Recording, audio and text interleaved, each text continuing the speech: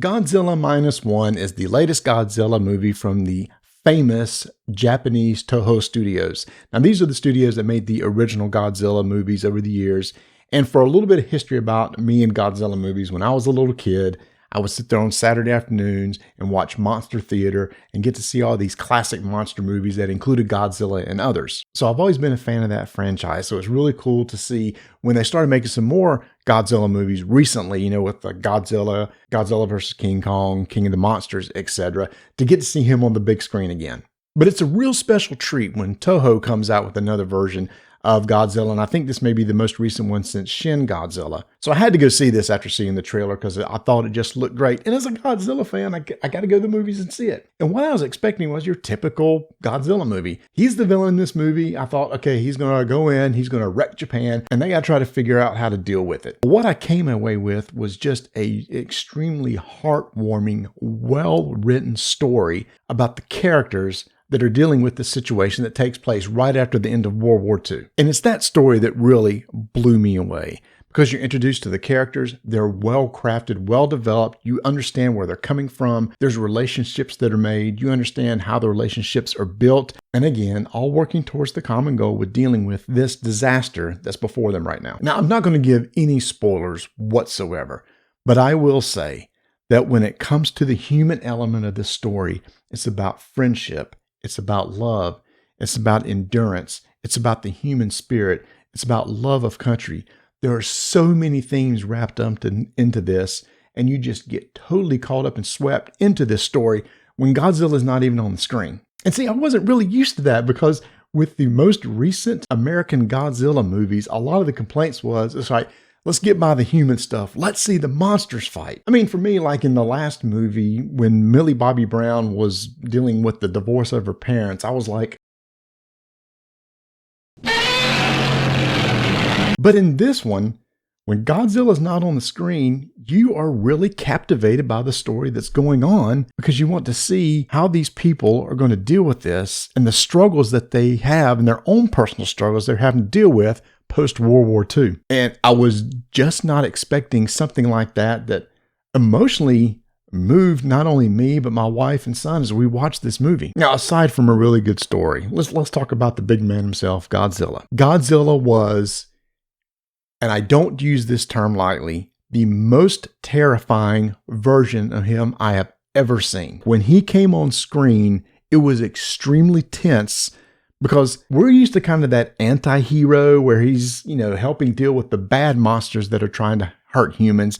No, it didn't like this here. He's just out for destruction. And so is it really tense when he shows up knowing it's like, well, I really care about these characters over here and I just hope nothing really happens to them. So Godzilla, terrifying, really well done. Oh, and by the way, this version of the atomic breath that he has is the best I have ever seen. So he looks good. The acting is really good. I noticed the color grading. The color grading was really unique.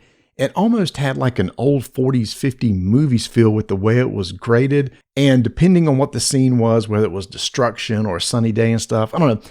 I just happened to notice that the colors really popped in this movie. The sound editing was absolutely amazing. That classic Godzilla roar that would shake the seats and the sounds of the military as they fought him and etc. So that was really well done. And also the score itself was so good. It actually reminded me of some of Christopher Nolan's scores for things like Inception and the most recent Oppenheimer. It just had this tense feeling as you listened to it that gave you a lot of emotion as you were watching what was going on screen. But they didn't shy away from using the classic Godzilla themes from the past that if you've seen those, you'll immediately recognize them. Now, I will say, if you're interested in seeing this movie, this is subtitles only, which is a shame because I know for most main audiences, they would prefer something dubbed, but that is not an option here. So just know that going in if you're going to go see it. So as I teased in the title, is this my favorite movie of 2023? Yes. I went and looked it up. I've seen 16 movies in the theater this year. Most of them were the big blockbuster movies. This is easily the one that I immediately want to go see again. In fact, I'm thinking about going to see it again this week with my family because I just loved it so much. And when it comes out on Blu-ray, I'll want a copy of this. It's just that good because it blew away these expectations I have when I walked into the movie, expecting something but getting something else. In fact, I will just go ahead and say this. As a Godzilla fan, this is my favorite Godzilla movie of all time. You know, I had a friend of mine make this comment about Andor, the Star Wars series that was on Disney+. He said that Andor is a really good drama in the Star Wars universe. For me, Godzilla Minus One is a really good drama in the Godzilla universe. Here's another interesting point too. I looked up the budget for this movie.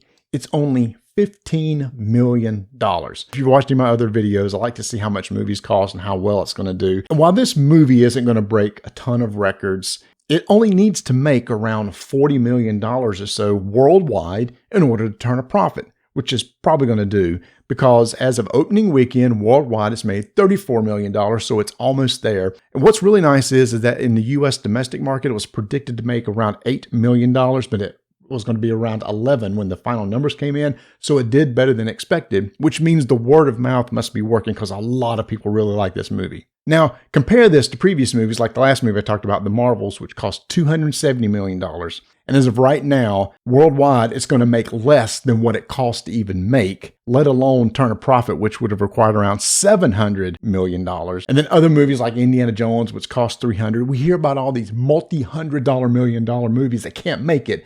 And yet here's this movie, Godzilla, on a $15 million budget. Looks great, great acting, just a top-notch movie. Look, I implore you, if you have any interest in this, please go to the theater and watch it. Give them your money. We want more stories like this. I hope Hollywood is paying attention to these international movies that are coming over here that tell a great human story that isn't tropey like a lot of the stuff that they put out. People want to see the human spirit. They want to see compassion, family, friendship. The audience craves it, and we reward you for it. So I hope they're paying attention, and I hope that you'll give this movie a shot because, again, it was much more than I ever expected, and I hope they continue putting out movies like this because I will be there day one paying tickets to watch it again.